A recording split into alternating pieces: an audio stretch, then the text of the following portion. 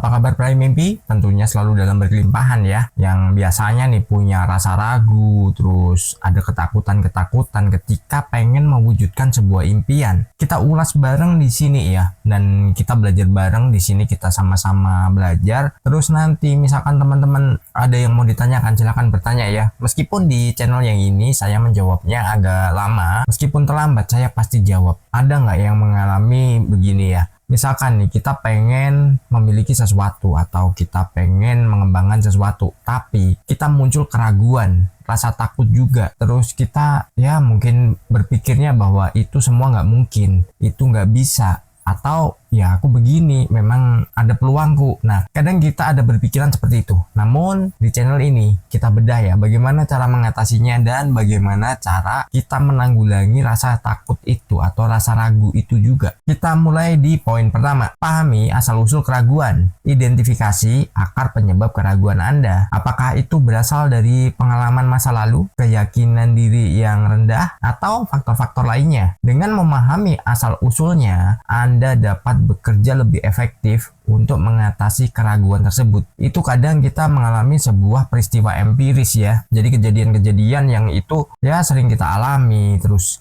membuat kita ini takut untuk melakukan sesuatu lagi yang itu jauh lebih baik sebenarnya. Tapi kita mulai ragu, terus kita mulai nggak berani untuk mencoba sesuatu atau memulai sesuatu. Dan itu biasanya untuk mengatasinya kita harus lakukan evaluasi dulu. Kita cek dulu itu apa aja sih yang membuat kita ragu, membuat kita ini mungkin ya ada hambatan dalam personal diri kita sendiri. Jadi dalam internal kita itu ada hambatan yang mungkin kita terlalu trauma dengan peristiwa-peristiwa masa lalu. Mungkin ketika Anda pernah berbisnis atau Anda memulai sesuatu, ada pengalaman yang kurang mengenakan, ya mungkin gagal, mungkin itu mengalami kendala-kendala ketika sedang menjalankannya, atau berbagai hal yang itu membuat Anda ini pesimis akan perubahan yang bisa Anda wujudkan. Ketika kita memiliki hal seperti itu, maka apa? Kita harus mengurainya dulu. Ketika kita udah urai, oh masalahnya begini, kita bisa negosiasi dengan diri kita. Kita harus berani, yang namanya sebuah peristiwa-peristiwa tadi yang membuat kita mungkin trauma atau kita ini nggak berani melangkah lagi, itu bisa kita negosiasi, terus itu kita cari jalan keluarnya. Padahal gini ya, itu adalah bagian dari proses. Ketika kita udah mau berproses, ketika kita udah mau melewati itu semua, dan kita petik banyak banget pelajaran dari situ, itu justru yang akan membesarkan kita sebenarnya. Tapi kadang kita nggak berani untuk memulainya lagi. Kenapa? Orang yang dia berhasil pasti mengalami fase-fase dimana gagal, coba lagi,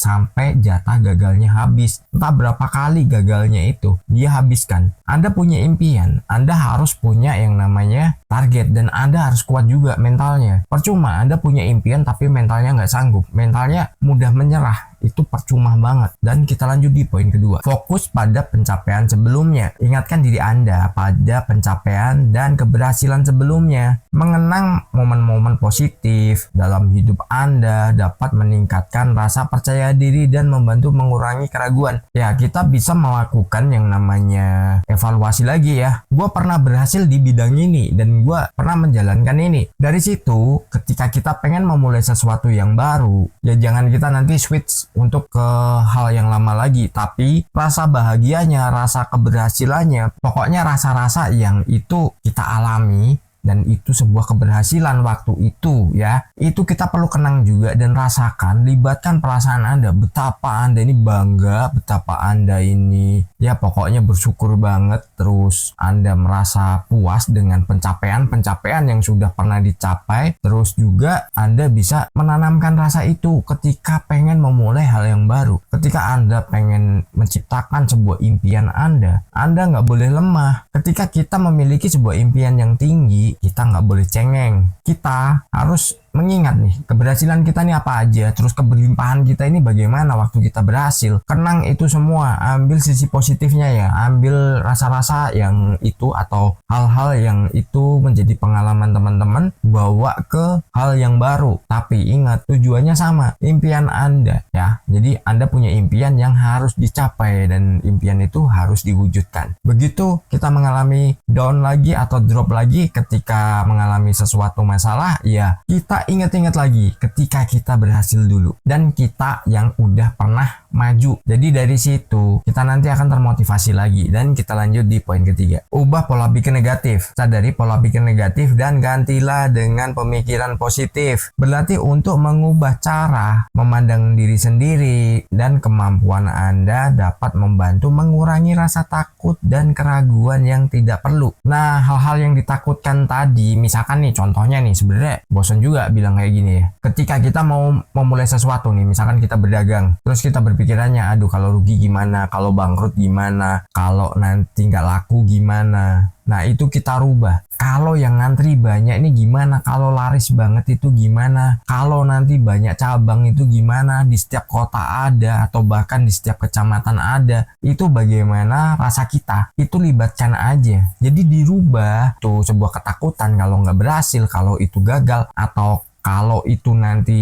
terkendala di ini, di itu kita tidak akan pernah berani untuk memulai. Nah, bahaya banget kalau kita sendiri tidak pernah berani untuk memulai. Ketika kita udah seperti itu, jangan berharap bahwa keberhasilan itu akan kita dapatkan dan keberhasilan itu akan kita miliki ya. Jadi teman-teman bisa kembangkan, teman-teman bisa ya explore diri sendiri bagaimana kita merubah nih hal-hal yang negatif yang udah tertanam, itu kita rubah. Kita ganti dengan program baru yang tentunya itu adalah hal yang positif. Dan kita lanjut di poin keempat. Buat rencana bertahap. Bagi sebuah impian besar menjadi langkah-langkah yang lebih kecil dan lebih terjangkau. Dengan membuat rencana bertahap, Anda dapat fokus pada langkah-langkah konkret yang dapat diambil, yang bisa mengurangi rasa takut, rasa keraguan yang mungkin muncul saat menghadapi tantangan besar. Jadi gini ya, saya pengen cerita dulu. Saya senang banget nih dengar dari seorang pengusaha. Dia asalnya dari Surabaya ya,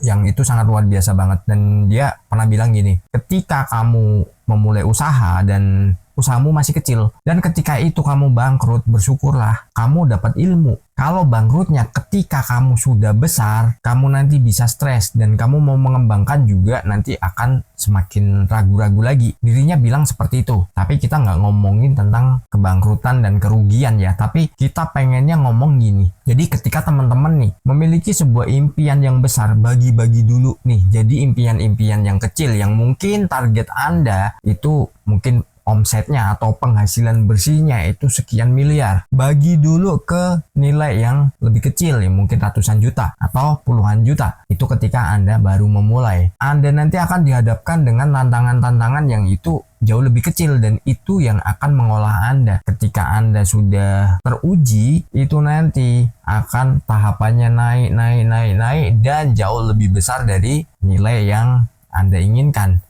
Karena ada nih seseorang yang tadinya kecil, modalnya itu cuma 500.000, tapi asetnya sekarang triliunan. Dia udah punya banyak pabrik dan satu pabriknya itu paling murah 120 miliar harganya untuk mendirikannya. Tadinya hanya kecil aja, dia jualan di pinggir jalan, modalnya cuma 500.000, itu pun juga menjual cincin pernikahannya. Jadi dari hasil itu, kenapa? Dirinya udah bangkrut di awal, tapi dirinya mempertahankan kalau impiannya itu besar dan bisa dicapai. Jadi misalkan nih, kita punya impian, ya gede oke sih, nggak masalah. Tapi kita bagi dulu ini langkah-langkahnya, kita pakai yang kecil dulu. Tapi kalau kita pengen langsung gede, isinya nanti kita berpikirannya apa? Waduh, bisa nggak ya? Mungkin nggak ya? Nah, pasti seperti itu dalam diri kita. Belum lagi kalau kita dihadapkan dengan masalah-masalah di lapangan yang itu di luar dugaan kita, di luar rencana kita. Nah itu, wah tantangannya sangat luar biasa banget. Kita belum tahu nih ke depannya bagaimana. Tapi kalau kita bertahap dari yang kecil, biasanya itu justru nanti dalam prosesnya itu nggak kerasa. Semua itu akan, ya kita pikirkan kalau itu kok tiba-tiba jadi segini besar, kok tiba-tiba jadi terkenal, kok tiba-tiba begini begitu. Apa yang kuinginkan kok udah ada semua, itu kita udah nggak menyadarinya. Karena apa? Kita buat bertahap. Kita mau naik ke sebuah gedung, kan nggak mungkin dong kita langsung lompat kan? Ya kan? Dari lantai 1 ke lantai 10 kan nggak mungkin kita langsung lompat. Pasti kita kalau mau naik tangga, nanti ke lantai 1 dulu.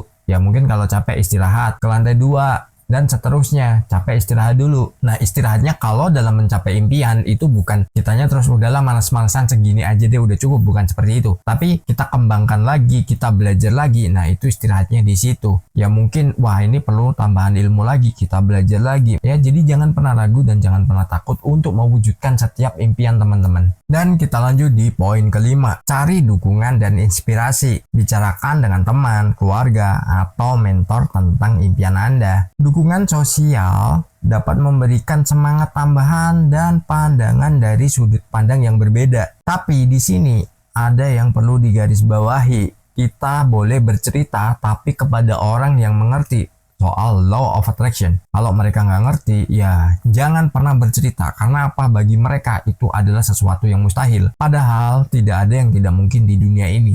Hanya saja tiap orang prosesnya berbeda-beda. Tiap orang prosesnya masing-masing. Jadi teman-teman bisa lakukan itu dengan orang yang memang udah mengerti, teman yang udah paham, keluarga yang udah mengerti juga, atau siapapun ya, mungkin Anda punya mentor pribadi ya, diskusikan dengan mereka. Nanti akan ada berbagai sudut pandang di luar dari sudut pandang kita. Nah, dari situ itu adalah sebuah masukan. Anda bisa mengolahnya, membuatnya sebagai kolaborasi ilmu ya. Mungkin Anda belajar di channel ini atau channel pribadi saya, terus Anda kombinasikan juga dengan channel-channel terkait yang lainnya. Itu juga boleh, itu nggak ada masalah. Ketika kita udah mengkolaborasikan berbagai macam ilmu yang tujuannya sama dan pemahamannya sama, ya itu akan powerful, itu akan membuat diri kita jauh lebih hebat lagi. Bekal kita itu akan semakin kuat. Tapi kalau Anda ini nanti membuat sebuah kolaborasi dari orang yang